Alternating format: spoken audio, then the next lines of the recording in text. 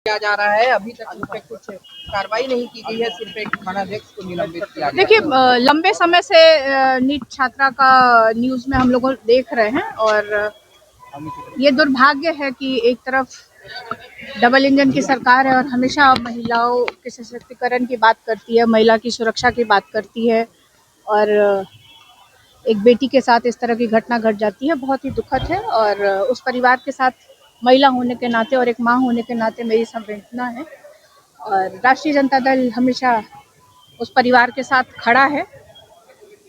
और देखा जाए तो सरकार कोई कार्रवाई नहीं कर रही है। कुछ मीडिया के कुछ न्यूज़ चैनल्स ही हैं, वही इस बात को पुरजोर तरीके से उठा रहे हैं और सरकार के कान पे जू भी नहीं रेंग रही है। और अभी आप देखिए कि किस तरह से उसके परिवार के लोग कह रहे थे कि इसकी कार्रवाई होनी चाहिए। जो हॉस्पिटल में उसका इलाज हुआ, प्रॉपर तरीके से उसका इलाज नहीं हुआ और जो एक थाना अध्यक्ष थी, उनके खिलाफ भी परिवार का था कि प्रॉपर तरीके से उनका कंप्लेंट नहीं सुना गया या उसकी जांच नहीं की गई। तो कार्रवाई होनी चाहिए, जो लोग दोषी हैं उस पर कार्रवाई नहीं होनी चाहिए। मेरा तो ये कहना है कि शायद सुनने में ये आया है, मुझे पूरी जानकारी है नहीं, कि परिवार के लोग सीबीआई इंक्वायरी की मांग कर रहे हैं, तो सरकार को सीबीआई इंक्वायरी सौंप देनी चाहिए ताकि सही तरीके से उसकी जाँच हो करके। और ये कोई पहली घटना नहीं है, आप पिछले 10-12 दिनों में देखें तो लड़कियों के साथ, महिलाओं के साथ 5-6 घटना इस तरह की देखने को आई है, अलग अलग जिलों से आई है। तो कार्रवाई होनी चाहिए। और अब तो सरकार डबल इंजन की सरकार है, आप यही खौफ दिखा के आए हैं कि राष्ट्रीय जनता दल आ जाएगा तो इस तरह की घटनाएं होगी।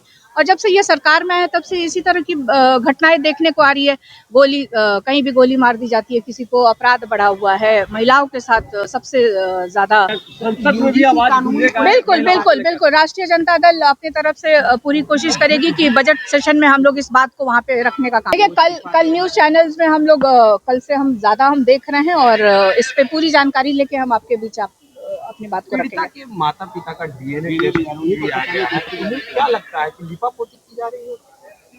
अब पीड़िता के माता पिता का डीएनए टेस्ट क्यों किया जा रहा है, ये मुझे समझ से परे है। जो कुछ लोगों का ये आरोप है कि उसके साथ छेड़छाड़ हुई है, उसके पोस्टमार्टम रिपोर्ट भी बदली गई है या छेड़छाड़ हुआ है, तो ये सब सरकार का है और लॉ एंड ऑर्डर का है, तो ये लोग देखें। ये लोग शकील अहमद खान ने आरोप लगाया और उन्होंने दावा किया है कि मुझे धमकी दी जा रही है। जब से मैंने राहुल गांधी को डरपोक नेता कहा है, मुझे धमकी दी जा रही है कांग्रेस के नेता। तो कौन से शकील अहमद?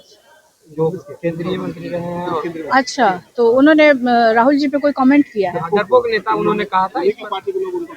अब ये तो मोबाइल है और आजकल तो टेक्नोलॉजी का जमाना है, तुरंत सीडीआर निकल जाएगा कि धमकी देने वाला कौन है। वो भी बिहार में बैठे हैं, डबल इंजन की सरकार है, सुशासन की सरकार है, तो तुरंत पता चल जाएगा कि धमकी कौन दे रहा है। उसको पकड़िए और कार्रवाई करिए कि आखिर ऐसा क्यों धमकी दे रहा है वो कोई। देखिए, अब वो ट्वीट कर रही हैं, क्यों कर रही हैं, क्या कर रही हैं, तो वही बताएंगी ना, तो वही बताएंगी। सही जवाब तो वही दे पाएंगे। Thank you. पूरी खबर, पक्की खबर देखते रहिए कोशी आलोक पर।